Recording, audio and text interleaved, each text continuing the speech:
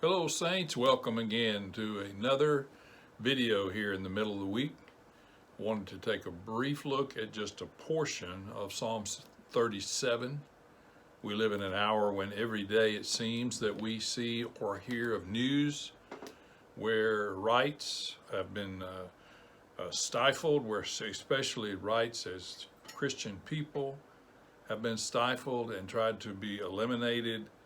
We read reports of ungodliness in every facet of life, even church life, going on around us. We see people who are in leadership that cause us plenty of angst.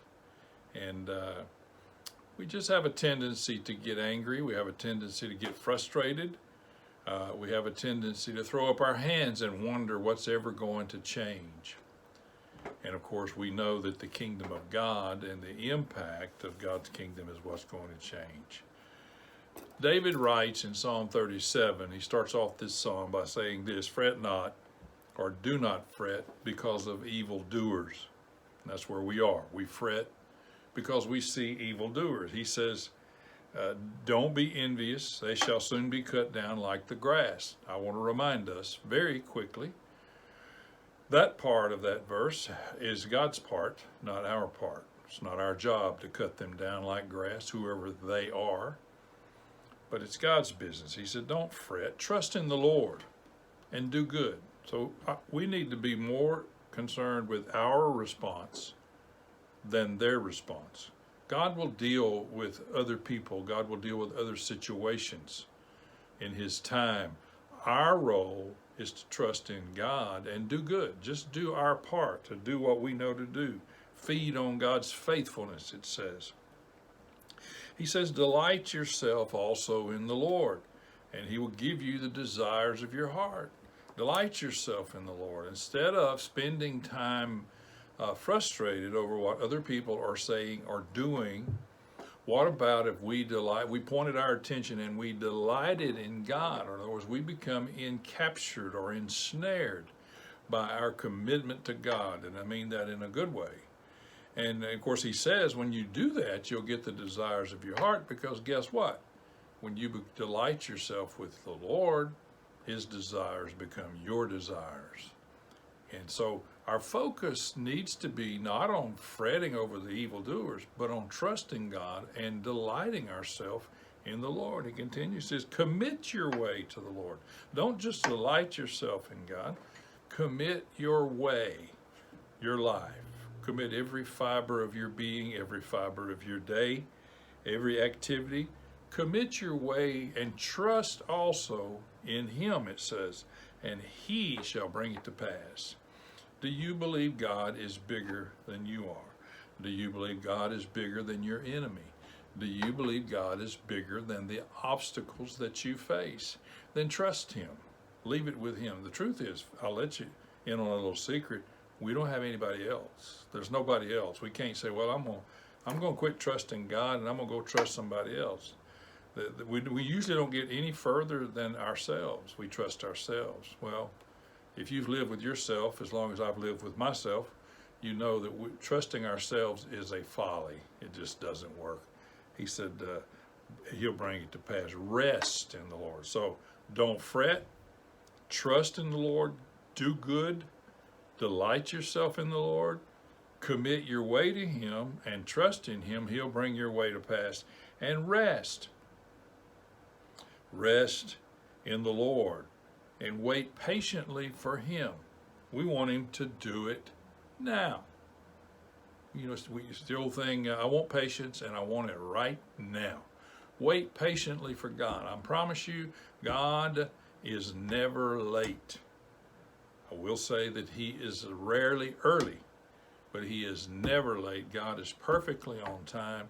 And if we can wait patiently for Him, and by that we mean that we can keep our hands off of the situation and our tongues off the situation, then wait patiently for God.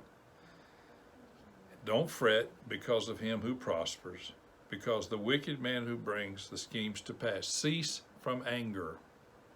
David was writing that to us in 2021. Cease to anger and forsake wrath. Do not fret, it only causes harm. Don't let yourself get so worked up over something someone said or wrote or something someone believes. I understand what that feels like, but don't fret. They're only going to cause you harm. Not going to bother them a bit. He goes on to say, evildoers will be cut off.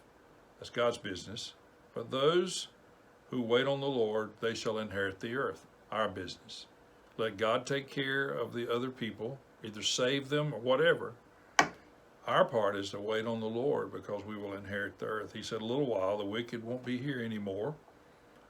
Indeed, you will look carefully for his place. He won't be here anymore.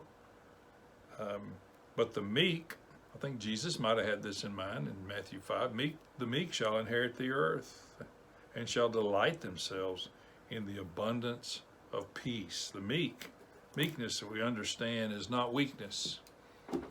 We understand that meekness is actually strength that's been placed under discipline, strength under control. It's not a weakness, but strength that we allow God to control, that we allow God to put us in a place of discipline. The imagery there in the word is that of taming a wild horse, taking a wild horse you've seen on TV and shows, and maybe even seen it in person, where someone would take a wild horse and tame them by not making them weak, but by learning how to take that strength of that animal and bring it and harness it under control and using the strength for good. And so we, as God's people, we are living a day. It's been that way a while, but it seems like it's getting worse. But we live in a day when we're hearing voices that are anti-God, anti-Christian, anti-church. And within the church, we're hearing voices that are anti-Bible. And you can either get all upset, as David says, fret, or you can follow his instructions and do not fret over the evildoers. Trust God. Trust God, delight yourself in the Lord, and commit your way to the Lord, and he will take care of it. Trust him and wait patiently. Not only wait patiently for him to take care of those people who are upsetting you, that day will come, but wait patiently for him to continue his work in you and through you. We just deal, maybe we have too much news. Maybe we have too much information. Maybe we have too many voices. And David is directing us to remove our attention, or our full attention, from the voices and from the imagery, and to bring it back and take care of our part. Bring it back to our role, our place, our responsibility. And remember, if we're just going to get angry and we're going to get upset, that does more harm than good. It does very little good. So what are we going to do? We're going to trust God. We're going to believe God. Again, we don't have anybody else. There's nobody else around. You know, Jesus made some bold statements in John chapter 6 or 8. But anyway, and a large portion of his congregation left. And he looked around at the disciples. He said, would you go too? Would you leave too? And Peter, in the Granger paraphrase, basically said, we looked, but there was nowhere to go. You and I have nowhere else to go except to trust in God, to believe God. And if there's any dealing with people that needs to be done, we leave that to God. If there's any dealing with ourselves, we leave that to us.